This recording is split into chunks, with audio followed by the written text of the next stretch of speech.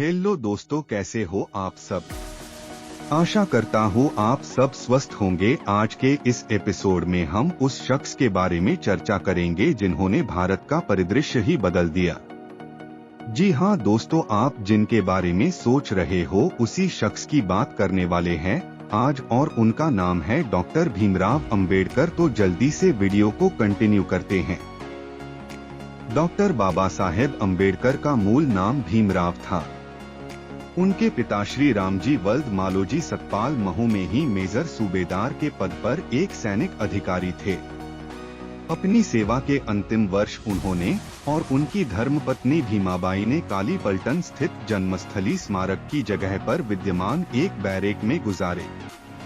सन 1891 में 14 अप्रैल के दिन जब रामजी सूबेदार अपनी ड्यूटी पर थे, 12 बजे यहीं भीमराव का जन्म हुआ।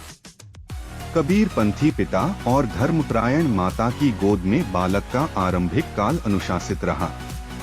भीमराव अंबेडकर की शिक्षा।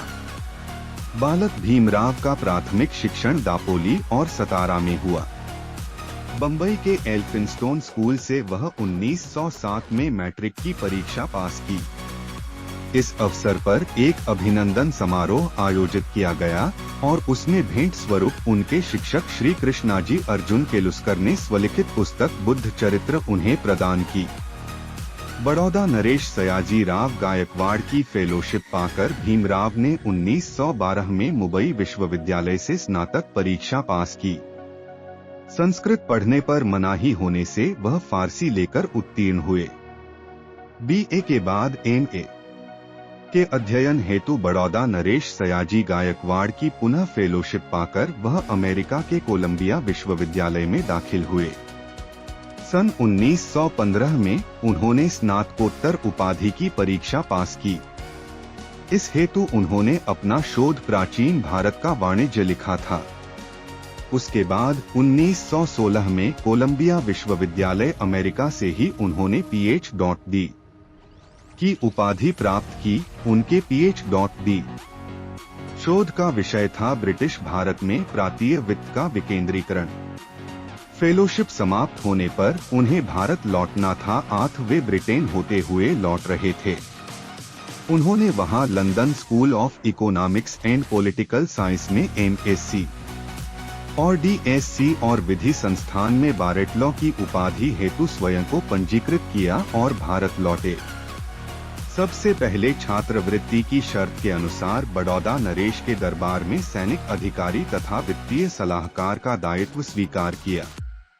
पूरे शहर में उनको किराए पर रखने को कोई तैयार नहीं होने की गंभीर समस्या से वह कुछ समय के बाद ही मुंबई वापस आए। भीमराव अंबेडकर द्वारा दलितों का प्रतिनिधित्व। वहां परेल में डबक चाल और श्रमिक कॉलोनी में रहकर अपनी अधूरी पढ़ाई को पूरी करने हेतु पार्ट टाइम अध्यापकी और वकालत कर अपनी धर्मपत्नी रमाबाई के साथ जीवन निर्वाह किया। सन 1919 में डॉक्टर अंबेडकर ने राजनीतिक सुधार हेतु गठित साउथबरो आयोग के समक्ष राजनीति में दलित प्रतिनिधित्व के पक्ष में साक्ष्य दी। अशिक्षित और निर्धन लोगों को जागरूक बनाने के लिए काम।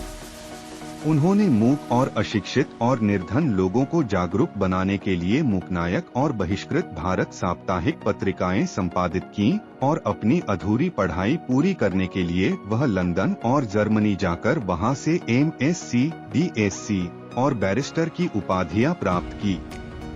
उनके MSc का शोध विषय साम्राज्यीय वित्त के प्राप्तीय विकेंद्रीकरण का विश्लेषणात्मक अध्ययन और उनके DSc उपाधि का विषय रुपए की समस्या, उसका उद्भव और उपाय और भारतीय चलन और बैंकिंग का इतिहास था। D.Litt की मानद उपाधियों से सम्मानित। बाबा साहेब डॉक्टर अंबेडकर को कोलंबिया विश्वविद्यालय ने LLE और उस्मानिया विश्वविद्यालय ने D.Litt की मानद उपाधियों से सम्मानित किया था। इस प्रकार डॉक्टर अंबेडकर वैश्विक युवाओं के लिए प्रेरणा बन गए, क्योंकि उनके नाम के साथ BA, MA, MSc, PhD, barrister, DSc, D.Litt आदि कुल 26 उपाधियां जुड़ी है।